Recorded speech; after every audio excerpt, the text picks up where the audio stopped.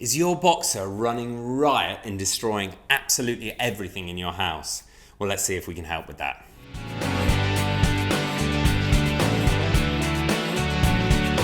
Welcome back to the Fenrir Boxer Show. My name's Joe and I'm a certified canine leader here at FenrirCanineLeaders.com. We are dedicated to helping you learn everything you could possibly want to know about the beautiful boxer, and then how to become a high-level canine leader so you can raise your very own boxer pup. If you're new here, don't forget to subscribe and turn on that notification bell so you never miss a future upload. The boxer is a wonderful dog to be around. However, if they're destroying absolutely everything in your house and you're worried about going outside or going to see some friends or even going to work because you know you'll come home to your house being absolutely wrecked, that is not the situation you want to find yourself in. So today we're going to be tuning into a webinar that the CEO and founder of FenrirCanineLeaders.com, Will, has recorded all about dogs who will not stop destroying things, and then how to deal with that situation, what training practices to put in to stop that from happening. So over to you, Will. So in this quickfire webinar, we're going to be talking about how I, as a canine behaviourist, help the clients that I work with destructive behaviours with their dogs, whether that's destroying furniture, destroying doors, digging up carpets, any kind of destruction in the home we're going to address in today's webinar. So let's dive into it. And when it comes to destructive behaviours, it's a little bit different from many of the other common behaviours. As a behaviourist, if that's something that you're interested in working towards in the future, you're going to address. And that as myself, it's very different from, say, a behaviour like extreme aggression or extreme reactivity, where you're there in the heat of the moment and you can implement a strategy or a behaviour modification program or intervention there and then and address the issue and deal with it.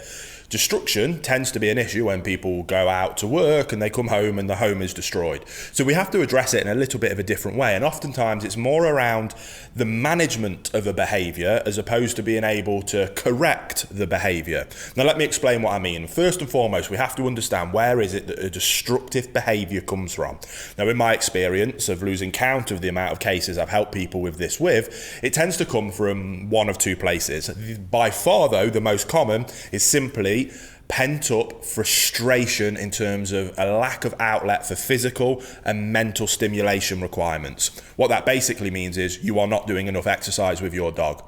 If you go out and do more exercise with your dog, give them more mental stimulation, enough that truly satisfies them every single day, depending on their breed and specific requirements for them as a dog, that will 9 times out of 10 address the problem of destructive behaviours. Now, sometimes people don't want to hear that. What they want is for me as a behaviourist with the reputation that I've got to be able to come in and may wave a magic wand. They don't have to do anything for their lifestyle and I fix their broken dog. Their dog isn't broken, the dog is simply bored and frustrated. We need to give them a positive outlet for that frustration and that will address the problem. So we're going to significantly increase the amount of exercise we're doing and significantly increase the amount of mental stimulation that we're giving them. If you're prepared to do that, 9 times out of 10 you're going to solve this problem. Now if you want to do that in more of a professional setting, you're going to have to develop the people skills of being able to get that across to your clients in a way that first of all won't upset them by simply calling them out and telling them that they're the problem,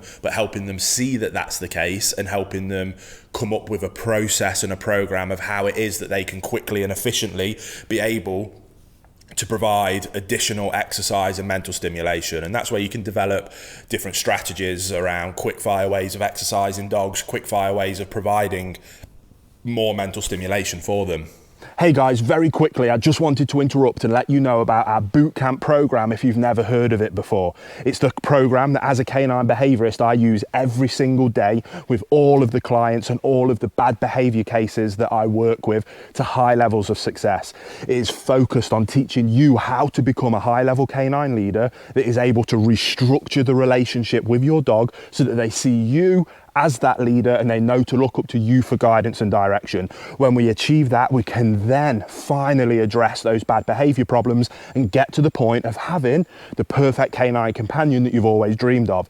So if you want more information about our bootcamp program, the link will be down in the description box below. But until then, let's get back to the video you were just watching. And as is always the case with any behaviour case that I work on, I always help our owners restructure their relationship with their dogs and help them become a higher level canine leader. When it comes to working with specific behaviour problems, the behaviour problem that an owner will come to me with, maybe it's the problem that you're dealing with yourself. Maybe, again, you want to be considering moving into this as a profession. So someone might come to you with is what we call the micro issue. That is the symptom that we're seeing, and that is what the owner will want addressing. And it is our responsibility to help them do that.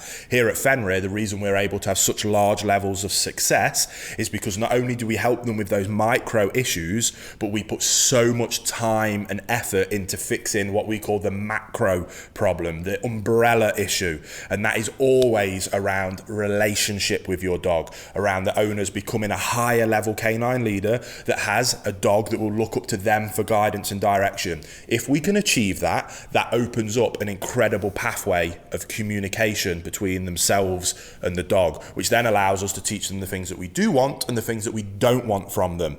Now, in terms of destructive behavior being the micro issue, it's one of the few behaviors where addressing that at a macro level might not necessarily be what they're looking for in the micro fix. It doesn't mean it's helpful, it's incredibly helpful. So I highly suggest that you go and do that, because that will address any other possible problems that will come up in the future. So this could be an excellent opportunity to either help yourself, if you're watching this from that perspective, or to help a client be able to go to that next level, and that will just make them happier and their dogs happier in the rest of their life. But when it comes to destructive behaviors in particular, because they usually happen when you're not there, the only real way that restructuring that relation helps is with anxiety. Now, like I say, destructive behaviors, vast majority of the time, comes from a lack of physical and mental exercise. If it's not that and the behaviors still continue, then oftentimes it comes from a place of anxiety. The dog is stressed and anxious. That anxiety tends to come, usually all of the time, comes from a lack of leadership. If a dog has a calm, consistent leader in its life that it trusts implicitly, they have no reason to be anxious. Then, as long as they're getting plenty of exercise, they'll happily relax and calm down. That's why we focus on those two things first.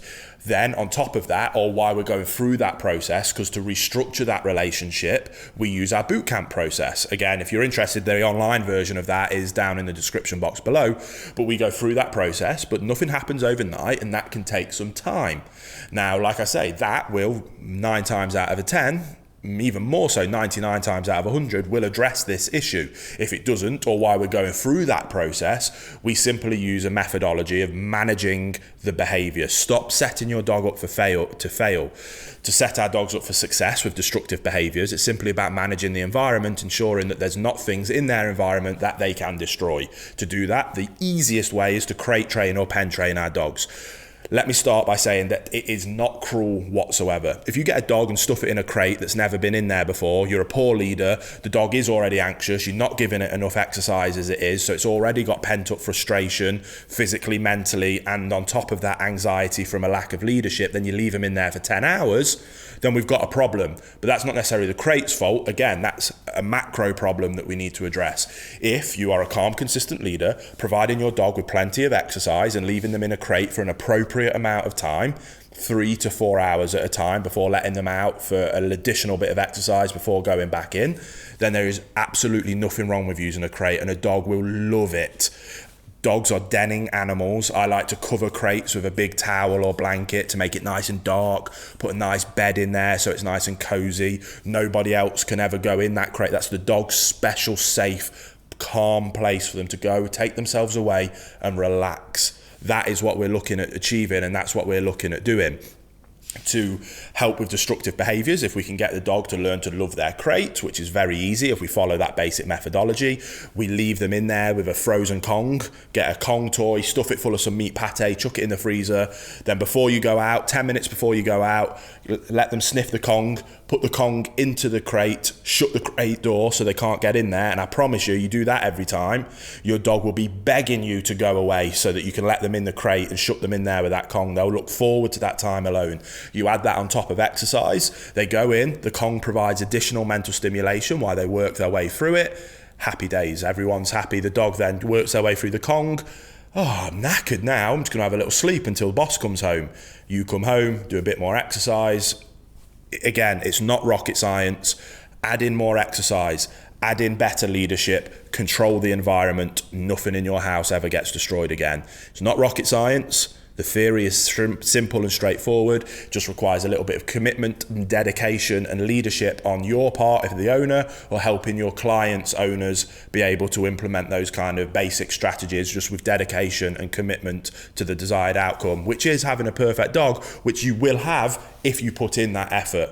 So I hope that was helpful. Go away, get stuck in, start implementing those things, and I promise you, you're going to achieve incredible levels of success. There it is, guys, some training tips that you can start putting into practice straight away with your very own boxer if they're destroying things. And that means you'll be able to go to work and know that you'll come back and your house will still be absolutely fine because you have that level of trust with your boxer. I really hope you enjoyed today's video. If so, why don't you get involved in the comments down below and let us know how you're getting on with your boxer, or if you've ever thought about getting one, or how your training's going. We would love to hear all about it. If you're new here, don't forget to subscribe and turn on that notification bell, as we have 2 dedicated videos coming here every single week. So I can't wait to see you in the next episode of the Fenrir Boxer Show.